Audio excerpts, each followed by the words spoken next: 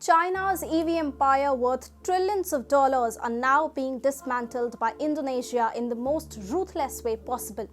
Indonesia crippled China's steel industry by banning its coal exports to China this year, and now the country is about to tank the Chinese EV sector by banning its nickel exports to China. Hi and welcome. You are watching TFI Global, the foreign affairs and geopolitical analysis arm of TFI Media Group. I'm your host Tejasvi Malhotra, and in this video I will give you details on how Indonesia could kill altogether China's dream of setting up an EV empire in Jakarta. Let's begin.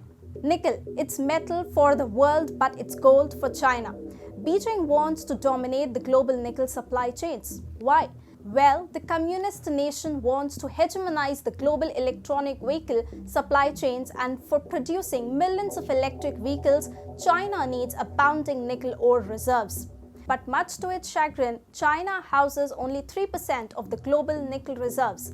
China produced 120,000 tons of nickel at home in 2020, which is next to nothing considering China's share in global EV production.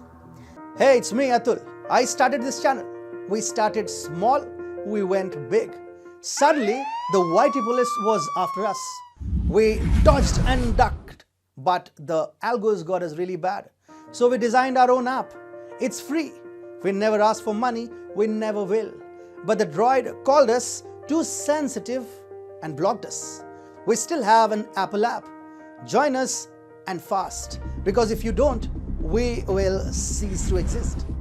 Check out the link in the description. So China saw a lifesaver in Indonesia during the late 2010s.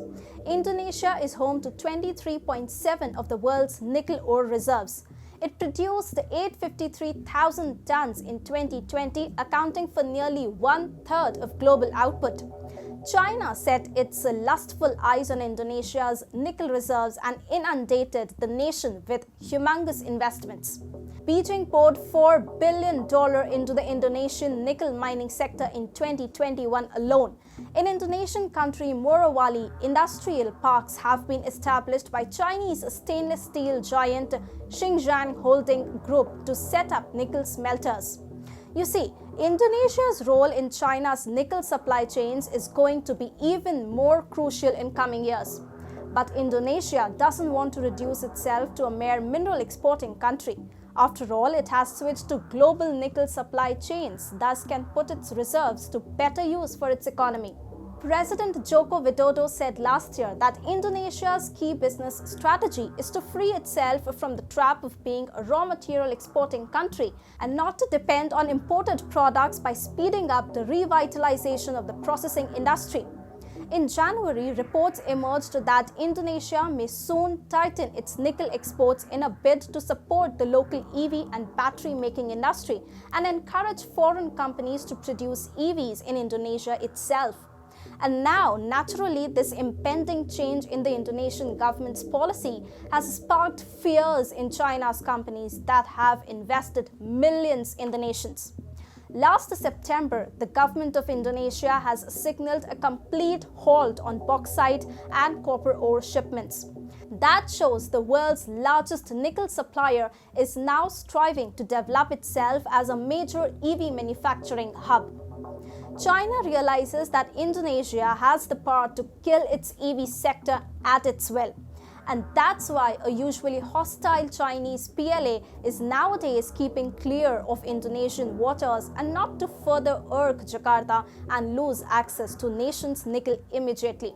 By the end of December 2021, the standoff between Indonesia and China over their respective claims to the waters around the Natuna region had become more strident. Indonesia believes that the regions extended north to the Natuna Island fall under its exclusive economic zone, which is rightfully recognized by the UN clause as Indonesian waters. However, China strongly challenges this claim, and last year it went as far as intruding into the Indonesian exclusive economic zone. However, the PLA didn't take time in disappearing from Indonesian waters as soon as Indonesia announced a coal export ban on the 1st January this year. Thus, Indonesia's mineral offense has also proven effective in dampening China's desire for usurping Indonesian resources. All in all, with increased competition and throttled supply chains in the nickel sector, China's so far flourishing EV sector is set to face unprecedented hurdles and challenges, and this may end up killing China's EV ambitions altogether.